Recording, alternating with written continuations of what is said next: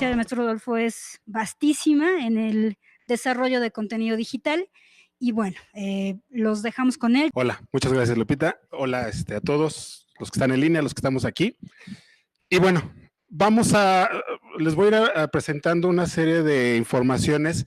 Creo que de forma, no sé si a propósito, Lupita lo planeo así, pero me parece que parte de lo que ya tanto Lourdes como Mar nos presentaron, de algún modo también va a tener cierto eco en lo que yo les voy a presentar ahorita.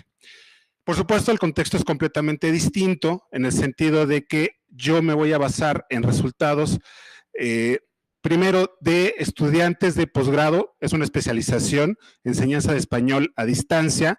Entonces, para empezar, no hay aula, todo es a distancia. La mayoría son profesores de lengua que viven en otros países y por lo tanto, he ahí su interés en especializarse en la enseñanza de español como segunda lengua.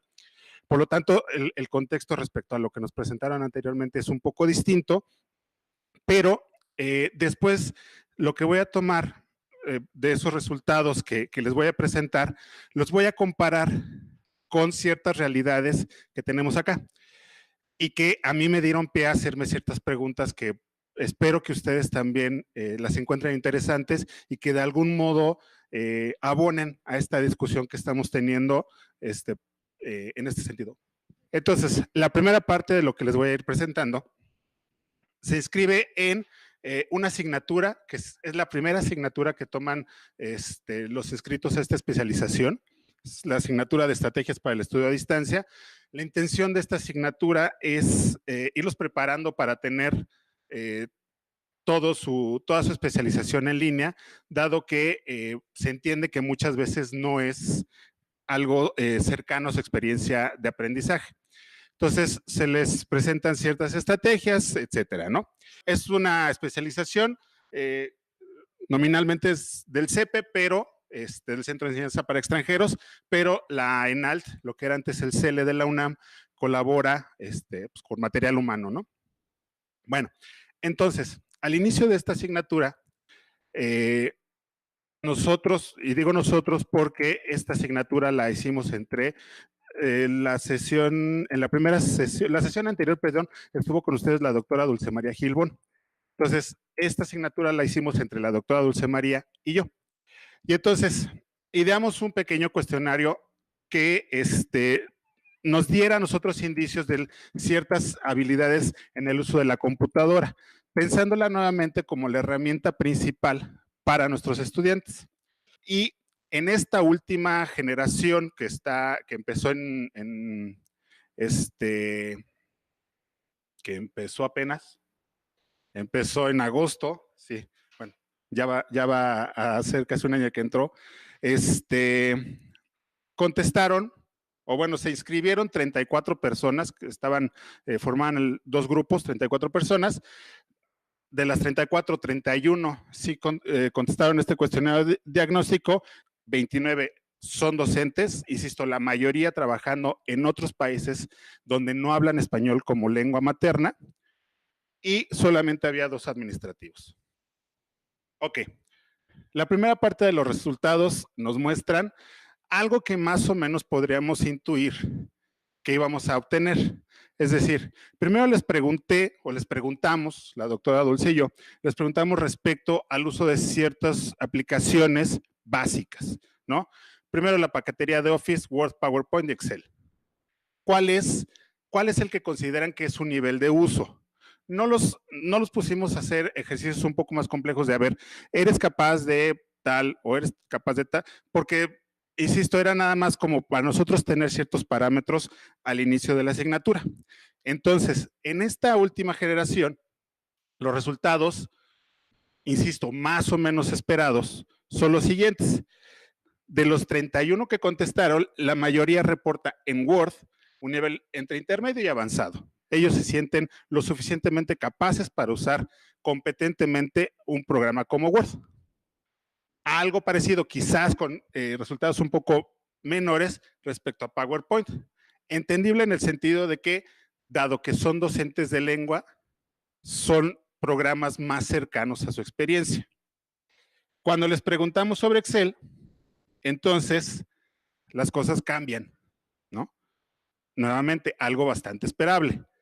Es decir, la mayoría reporta un nivel básico en el uso de Excel. Fuera de quizás hacer sus listas y ahí tener sus calificaciones, organizar ciertos datos, en realidad el uso no va más allá. Incluso ninguno de ellos reportó un uso avanzado de Excel. Ok, cambiamos de plataforma. Ya no les preguntamos sobre Office. Ahora les preguntamos por la paquetería de Mac, lo cual ya va dando cierto sesgo a la información que vamos recibiendo acá. Y por lo tanto también los resultados más o menos esperables cambian con respecto a lo que veíamos anteriormente. Aquí ya se incorpora el valor de no lo conozco. Cuando les preguntamos, ¿conoces Pages? ¿Conoces Numbers? ¿Conoces Keynote? Ya hubo quienes dijeron, no, yo esos programas no los conozco. Hubo quienes dijeron, sí lo conozco, pero en un nivel básico. Ajá. Pero si se fijan, en la mayoría de los casos es, no lo conozco. Lo cual, insisto, no era tampoco tan sorprendente. Ahora, nos fuimos a herramientas libres, que también pueden ser una opción para los profesores. Y aquí ya los resultados son un poco más variados. Les preguntamos sobre las opciones que nos ofrece documentos de Google. Igual, para las tres opciones, procesador de textos, presentaciones y hojas de cálculo. Y Prezi, ¿no? Como una opción más o menos gratuita para hacer presentaciones en línea. Y entonces aquí ya los resultados son un poco más variaditos, ¿no? Es decir, en el caso de Prezi, sí hubo varios que sorprendentemente a este nivel no lo conocían, cuando mi supuesto era, ya no es una herramienta tan novedosa o tan como de iniciados, Prezi. Ya empieza a ser mucho más extendido su uso. Sin embargo, de los 31, 9 reportaron que ni lo conocen. Sorprendentemente, 5 no conocen, por ejemplo, las opciones de documentos en Google, ¿no? Cuando toda su paquetería es bastante robusta. Ahora, ¿qué pasa cuando yo les empiezo a preguntar sobre otro tipo de aplicaciones? Así como los que nos presentaba Lourdes y Omar. Es decir, del universo completo de aplicaciones que ellos podrían estar ocupando para su práctica docente, vemos que su respuesta fue hacia que no usan ningún otro. Es decir, se quedaban o con los paquetes de Office o los paquetes de Google. El que llegaba a usar Mac se quedaba con su paquetería de Mac, ¿sí? Y solo unos porcentajes menores usan Adobe, principalmente el Reader, lo cual también es bastante esperable. Muy pocos usan herramientas para mapas conceptuales como CMaps. Ajá. Y algunos también muy pocos para procesamiento muy básico de imágenes, como es el caso de Paint.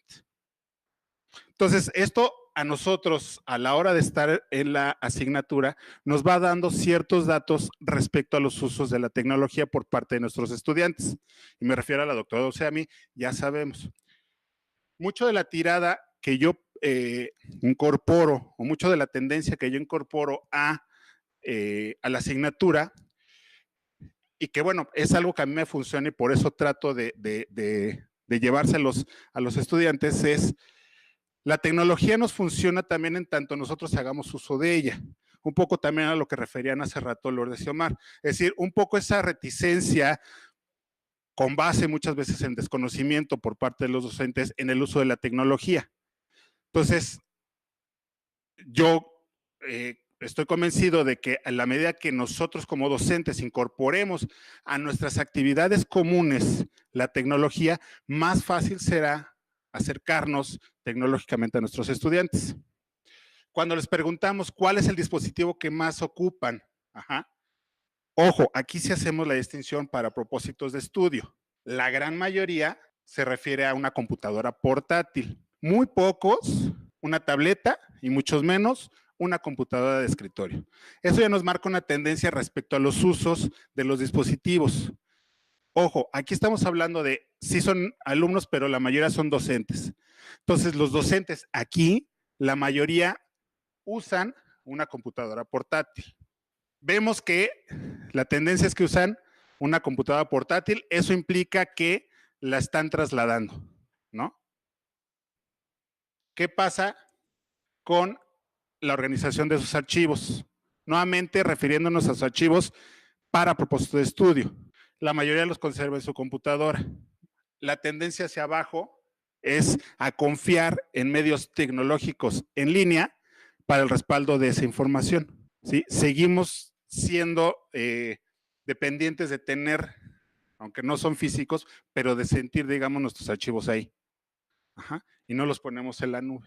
Esto también, bueno, fíjese cómo es curioso respecto a los resultados que veíamos anteriormente. Cuando reportaban que o no conocían o no usaban las herramientas de documentos de Google. Sin embargo, la mayoría de ellos reporta Chrome como su navegador principal, lo cual es extraño, ¿no? Es decir, si ya estás usando Chrome, Chrome casi siempre te va a estar aventando los enlaces para que entres a usar sus herramientas. Las de trabajo, que son los de documentos, pero también las de ocio, como Play, etcétera, ¿no? Y lo mismo cuando les preguntamos, ¿qué servidor de correos utilizas? Entonces, la mayoría utiliza Gmail. Entonces, me reportas que tu cuenta de correo principal es Gmail y por otro lado, tampoco usas las herramientas de Google. Y ahora, previo a que inicien la especialización, también incluimos esta pregunta. ¿Se han usado alguna de estas herramientas, entendiendo que hay más, pero también yéndonos por las más sencillas, gratuitas, etcétera, ¿no? Entonces, sí, la mayoría ha utilizado Skype, se han usado Hangouts, pero con fines de estudio, la minoría. Solo 5, el resto no ha usado Hangouts con fines de estudio. Lo cual también nos da a nosotros información respecto a ese uso que se le da a la tecnología. Una tecnología que nos permite, como en este caso, por ejemplo, ahorita que estamos transmitiendo vía Hangouts para estar en contacto con otras personas. ¿Sí? Entonces, nosotros incorporamos a partir de esta información en la asignatura, organizamos varias dinámicas de videoconferencia entre ellos para que, entendiendo que van a estar un tiempo completo estudiando a distancia, ellos puedan tener la práctica y después el hábito de hacer grupo como lo harían en entornos físicos, pero ahora en entornos digitales. Y nuevamente, cuando les preguntamos al inicio, ¿en dónde buscan la mayoría de su información académica? La gran mayoría reporta Google. Entonces, esta información nos empieza a dar indicios de que los usos de la tecnología a veces son un poco incompletos, ¿sí? No le entramos a usar las herramientas disponibles, a veces por comodidad, porque bueno, pues puede ser más cómodo quedarme únicamente con la paquetería que trae mi computadora por default, no lo sé, ¿sí? Son parte de las preguntas que yo me hago a raíz de estos resultados. Y bueno, también les hacemos esta pregunta, ¿cuáles otras herramientas utilizas para enseñar? Ya no para estudiar, sino ahora para enseñar. Son muchas las respuestas que dan, esta es una respuesta abierta, marqué en negritas aquellas que se repiten más veces. Entonces, bueno, por ejemplo, otra vez Google, Kahoot, que ya nos presentaron hace rato, PowerPoint, es decir, sí están, digamos, los docentes conscientes, de ciertos alcances de la tecnología, pero me parece que hay como alguna resistencia, alguna reticencia a incorporarlas aún más. Ok, entonces dije, bueno, ¿qué pasa? O sea, ya tengo más o menos un panorama de esas personas que están estudiando un posgrado a distancia. ¿Sí? Lamentablemente no tuve entre tiempo ni la posibilidad real de acceder a resultados de generaciones previas. Pero más o menos sí la tendencia ha ido creciente en cuanto al uso de ciertas herramientas tecnológicas. Pero pensé, bueno, si bien estos docentes están impartiendo sus clases en otros países, en otros contextos, ¿qué pasa con nuestros contextos? Ajá. Y entonces me fui al portal de estadística de la UNAM. en donde nada más tenemos datos hasta 2017 en ese portal, pero ¿cómo llegan los alumnos a las licenciaturas o cómo llegaron en 2017 los alumnos a las licenciaturas? 18,700 fueron por concurso de selección y por pase reglamentado entraron 27,600. Se hace esa distinción y ahorita vamos a ver en los resultados también las diferencias. ¿Pasamos? Ok, por ejemplo, respecto a tener o no computadora. Ajá.